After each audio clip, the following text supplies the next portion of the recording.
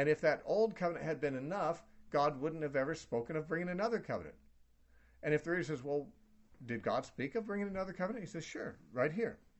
Behold, the days come, says the Lord, when I will make a new covenant with the house of Israel and with the house of Judah, not according to the covenant that I made with their fathers in the day when I took them by the hand to lead them out of the land of Egypt, because they did not continue in my covenant, and I disregarded them, says the Lord.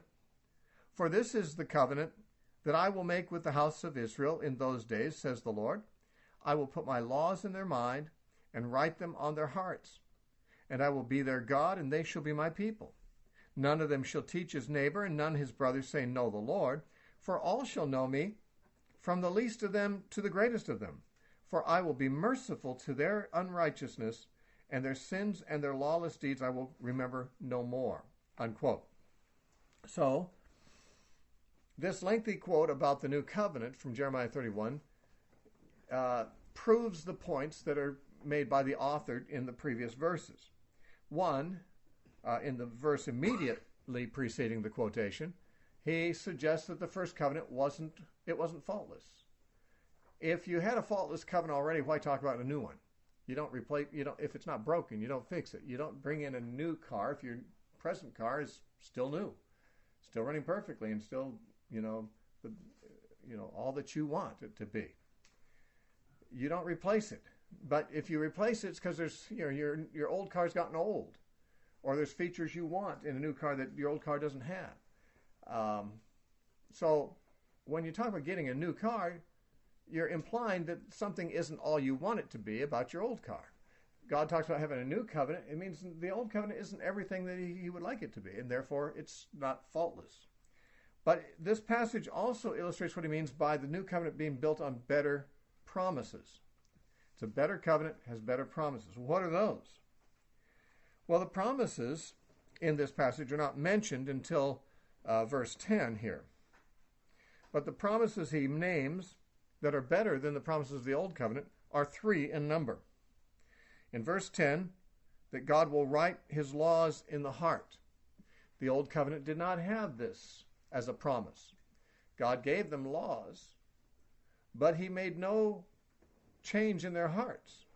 And that meant, insofar as the laws he gave were in conflict with the inclinations of their hearts, they were pretty much on their own to try to resist their own heart's corruption in order to fulfill the law of God. It was a losing battle. How can you defeat yourself? If 2 people are fighting, the stronger man will probably win. But if you're fighting yourself, who's the stronger man, you or you? You don't really have the power to overpower yourself. And if your heart is inclined toward sin, and the law says, no, you have to not sin, you have to do the right thing, then there's a conflict between your heart and its own inclinations and the thing that you really know you need to do. And so the Jews were continually falling short of obedience to God's laws because it was something imposed externally. It was not something that was generated from their own inclinations of their heart. To write his laws on their hearts is a figure of speech, of course. If you actually go to an autopsy of a Christian and have a chance to look at the heart, you'll find there's nothing really literally inscribed there. God doesn't really write things on your heart. The contrast is between the old covenant where he wrote on stone. Now he's going to write on your hearts. There may be some indication that your hearts are like stone, but I'm going to fix that by writing my laws on them. As Ezekiel said that he'd take out the heart of stone and put in a heart of flesh, there may be some indication that writing laws on our hearts is a little bit like writing laws on a table of stone, because people have a stony heart. But once the law is written on there, their heart is different. Their heart is no longer a stony, resistant heart.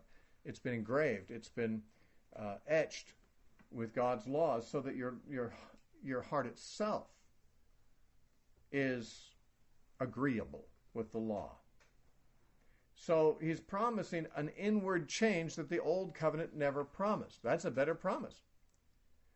The old covenant said, if you keep the laws, I'll bless you. But, of course, there's a subtext, you probably won't keep it because your heart is not right. And God says, well, this time I'll change something. I'll make your heart right. I'll make your heart different.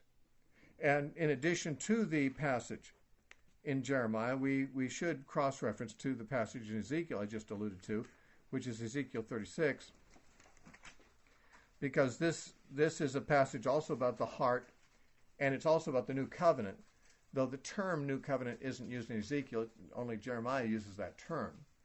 But it's the same transition from the old era to the new that is being described here, and what God will do differently in the new. And in Ezekiel 36:25, God says, "Then I will sprinkle clean water on you, and you shall be clean. I will cleanse you from all your filthiness and from all your idols. I will give you a new heart and put a new spirit within you. I will take the heart of stone out of your flesh and give you a heart of flesh. I will put my spirit within you and cause you to walk in my statutes, and you will keep my judgments and do them."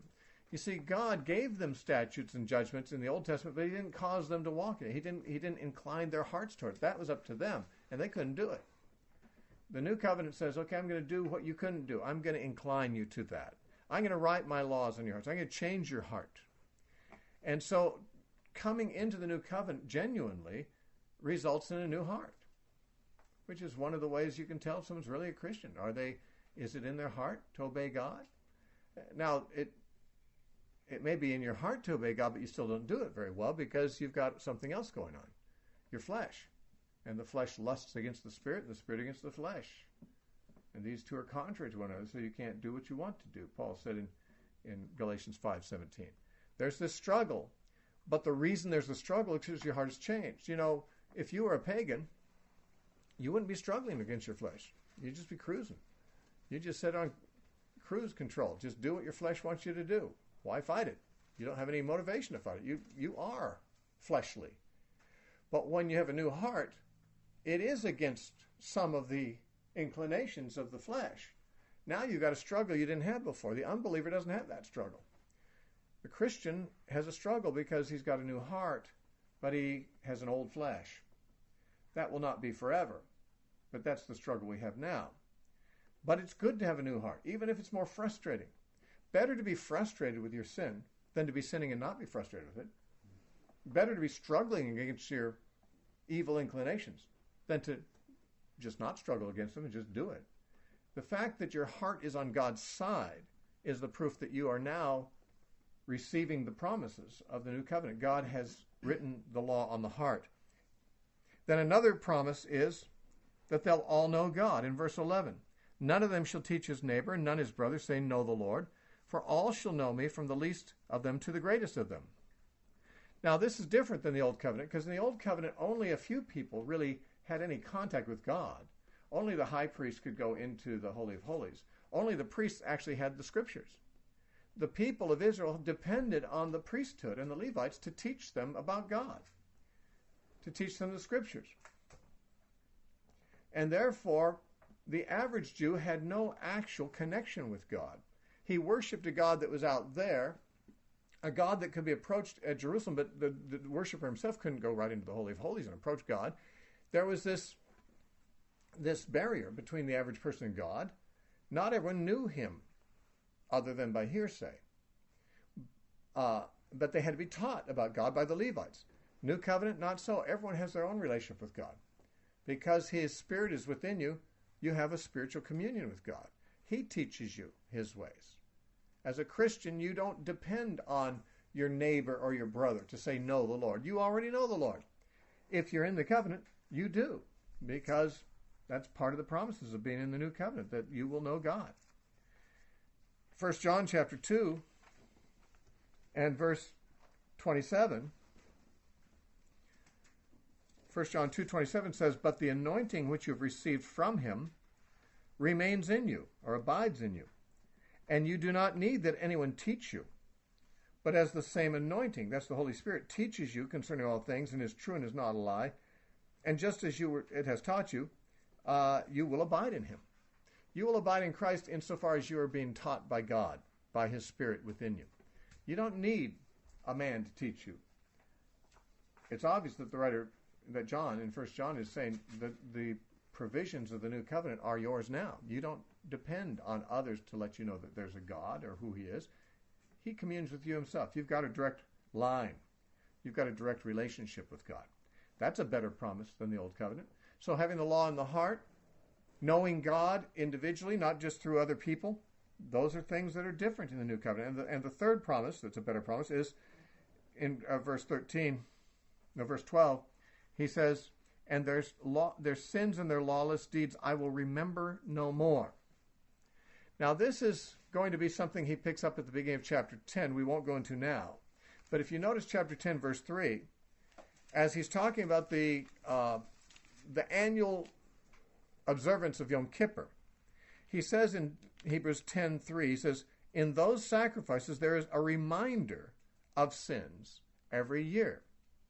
That is because there's never a final sacrifice under the Jewish order. There's always another one next year and another one the following year. You're always reminded that you're a sinner by the continual repetition of the need to have a sacrifice for your new sins. You're always reminded. But under the New Covenant, God will forget your sins. I'll remember them no more. We'll just offer one sacrifice and leave it at that. And we'll just forget about your sins of the past. And there won't be this continual reminder as there is in the Old Covenant. In the New Covenant, God takes care of that once and for all. And verse 13 then is the commentary of the writer of Hebrews about the passage he's just quoted.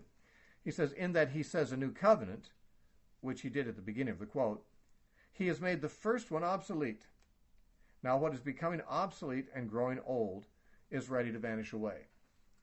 This point is a side point to what he's really getting at, because he really wants to go into this more detail about the rituals of the tabernacle and how Jesus fulfills them.